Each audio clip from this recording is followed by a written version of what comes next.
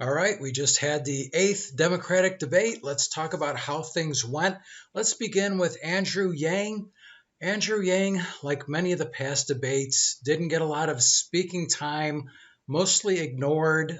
This is because Andrew Yang's strength is really domestic policies, income, education, and technology. And these are things that American people really think about. But when you look at the subjects of the debate, it went from impeachment, and you have three senators that were on the impeachment trials, so there's a lot of talk about that. Foreign policy, education, which is actually one of Andrew's strong points, drug policy, another strong point, but a lot of other topics that weren't related to really domestic policies or technology. Andrew Yang, very strong with freedom dividend, very strong with democracy dollars, but didn't really get a chance to talk about that. Didn't really get much speaking time at all.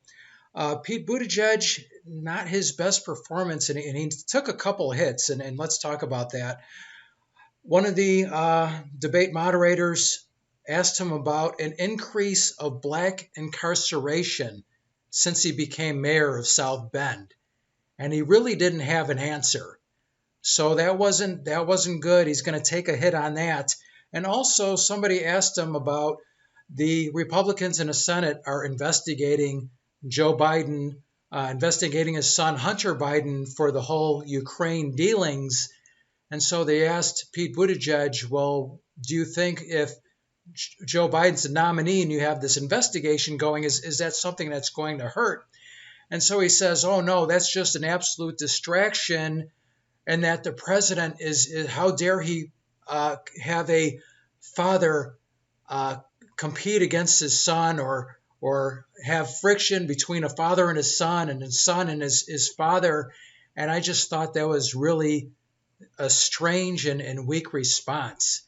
I mean, anybody who's not a complete zealot for the Democratic Party is thinking something's really fishy going on with the whole Hunter Biden thing. Do they really expect us to believe that somebody can just make $84,000 a month not knowing anything and not doing anything? There's nothing going on, nothing to see, folks. This is perfectly normal. Okay, if that's perfectly normal, where do I sign up? And I'm sure you would want that gig as well. Where do we all sign up for that job? I want to make $84,000 a month not knowing anything and not doing anything. Obviously, there's something fishy going on. So to say that this is the president pitting a father against his son and a son against his father, well, couldn't you say that about any family corruption anywhere? Anybody investigating it? Oh my gosh, they're pitting people against each other. So it's just silly. It's just silly. Yes, there is something fishy, and there were a lot of reports, a lot of people bringing this up as issues, bringing this up as corruption. Joe Biden working for this corrupt energy company in Ukraine, not knowing anything, not doing anything, getting $84,000 a month for like a year and a half. So it accumulated to over $1 million. Obviously, there is, I think a lot of people would say, yeah, you know what, there is something to investigate there. But anyway, going on to Elizabeth Warren, she got a whole lot of applause. I don't know why. I mean, I think with all the lies she's told, and she got along with Bernie this time, so she's trying to go back to friends because, man, she saw what happened when she attacked Bernie the last time, right? So now she's trying to be friends and pretend it never happened, but you know what? It did happen. So, but she still somehow got a lot of applause, but I don't know anybody at this time that's supporting her. It doesn't make sense to me. Joe Biden. Joe Biden, I think, won this debate. I think he did very well. And what have I always said? If you've seen my last coverages, well, Joe Biden, either he did bad or he did good because he didn't have a major screw up. This is the best debate I've seen him in. Now, he did look like he is pissed off a lot. And you know what? Be pissed off all the time because He's not the best speaker, so he still stuttered around a little bit, but no big gaffes, stayed on subject, and was pretty sharp, defending himself, talking about his record, bringing up a lot of points. So no crazy stories that he winds up in left field somewhere. The best debate I've seen him in. I thought he was very strong. Bernie Sanders, same Bernie Sanders you saw before, you saw here. Billionaires are bad. Private sector's bad. That's why we want everything to go to the government, because the private sector has that greed and corruption, but you never see any of that in the government. So let's have the government take over everything. But he does make some good points as well about how we pay more for health care than any other country, and some of these injustices that are going on. Amy Klobuchar had a strong night. She's on point. She's not afraid to attack other candidates. She did very well. Tom Steyer had a lot of speaking time, And he definitely got the time, definitely got his voice heard, but he talked about economic justice. What does that mean? And this is a guy that got $1.6 billion from the coal industry. So does that economic justice apply to you? And then he brought up reparations, and he's just one of these white guys that talks about black people like everyone that's black lives in a ghetto and doesn't have two pennies to rub together. I am so sick of these people. I think they're racist. They keep promoting this stereotype. It's just disgusting. He says we don't talk enough about Jim Crow. I went to high school in the 80s.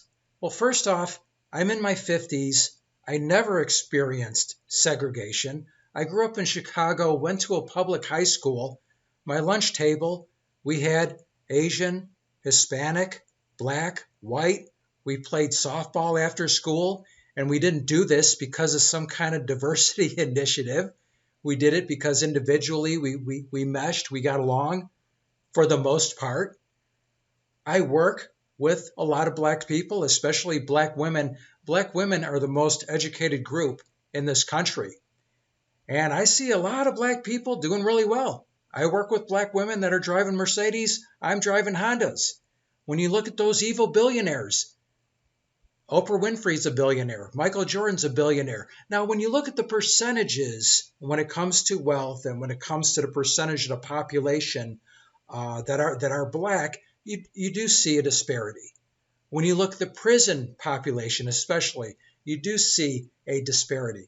But we're talking about degrees of separation. These people talk like it's a big on-off switch. Everybody who's white is rich, and everybody who's black is poor. And I've heard people talk about power. Well, where's all the power? Well, black police officers have power. Black judges have power. Black district attorneys have power. Black congresspeople have power. Black senators have power. For 8 years, we had a president that was black. A whole lot of power. So that's not to say we have to address these. We don't have to recognize and address these disparities, but we do see things getting better. Now, the prison one is the biggest disparity that we definitely have to address.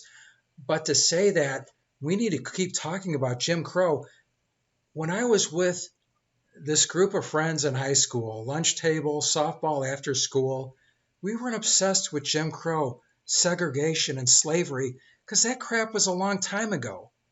And I didn't talk to my black friends different than I talked to my Hispanic friends, that I talked to my white friends. I didn't talk to my black friends thinking, oh, I gotta think differently about them because segregation and slavery. So I would just be calm and just have no problem talking with everybody else. But when I talk to my black friends, well, I got to be extra careful and think about things different. No, I talk to them the same exact way. as I talk to anybody else. But today, this constant drumbeat, Jim Crow, segregation, slavery, racism, racism, racism, it wasn't, we weren't obsessed with it in the 80s. It's now 2020. 1980 was 40 years ago. We weren't obsessed with it in the 80s because it was a long time ago. Now it's even longer, decades longer ago. And yet, according to people like Tom Steyer, white people, mostly white people, beating the drums, we're supposed to still be obsessed with this. And we need to talk about Jim Crow more. And it kind of makes me sick. I see these white people putting on their pretend superhero outfit. They probably don't actually know any black people. They probably think that all black people live in the ghetto and don't have two pennies to rub together. And they think they're being such big heroes, like they think of black people as some homeless drug addict that they're going to give $1 to, or somebody with a mental disability. It makes me sick. That's racist. Spreading that stereotype is racist. So for all the white people doing that crap, please shut the fuck up. Seriously. If you want to talk about disparities, then bring up your statistics and talking about addressing it. But to be talking about revenge against dead people, somehow generations away, based on a skin, certain skin tones are going to pay money to people with other skin tones, even though nobody was born during these worst racist times of the country. How does that help anybody? I'm just so sick of this crap. So I don't know if he's going to get any traction, but he certainly had a big voice in this debate. But once again, I think Joe Biden won. But is this, at this time, 8th Democratic debate, is anybody watching? Is this going to make any difference in the polls? Andrew Yang, I mean, going back to minority communities, when you talk about inner cities, and you do have a higher degree of minorities in inner city neighborhoods, when you think about what helps them the most, Andrew Yang's policy, the freedom dividend, every adult 18 and over getting $1,000 a month, really injects most of the wealth in population dense areas. And also they talked a lot about political parties owned by lobbyists, even though it's the government that basically forced the lobbyists to come, otherwise they'd shake them down. There's a whole lot of pay-to-play corruption. It's not like these corporations are forcing this money on these poor people in Washington. And they're just forcing them to take all this money. It's a two-way street. It's pay-to-play. It's you better give us money or we'll shake you down. Don't forget when the government sued Microsoft for being a monopoly. That's when Microsoft wasn't spending a lot of money in Washington. Ever since then, they started spending a lot of money, and you don't see any more lawsuits against Microsoft from the government, do you? So it's a two-way corruption there. They talked about these things. Who has the best policy? Andrew Yang. Democracy dollars, giving every United States citizen up to $100 to spend on political campaigns, gets the money away from the lobbyists and more into the hands of the people. So he has the best policies. Bernie Sanders brought up a $15 an hour minimum wage. Well, when you look at the freedom dividend, universal basic income, that's equivalent to $6 an hour. Actually, a little more since it's not taxed. So somebody making $10 an hour is now making the equivalent of $16 an hour. And the $15 an hour minimum wage doesn't help people that are unemployed. It still doesn't give any value to stay-at-home moms or people that stay at home to take care of their parents, or people that work in the community or work as coaches. It doesn't do anything for them. For all of that, the freedom dividend, clearly the better policy than a $15 an hour minimum wage. But unfortunately, even though he has the best policies to address these things, only got 1% in Iowa, so it's really not looking good. I don't think you're going to see Andrew Yang or Tom Steyer in the next debate stage. You are going to see Bloomberg because they dropped the individual campaign. So it just depends on the percentages. And Bloomberg's got percentages up because he's spending hundreds of millions of dollars on ads. So while all these people have been busting their butts for nearly a year, campaigning, building their name, building support, getting individual contributions around the country, Bloomberg's just been writing a check. And so that's what's going on there. So that's my take on it. This is Jim Wall. Thanks for watching. Until next time. Cisco, do we have to leave all our good friends now? Only until next time, Pancho. Adios, amigos.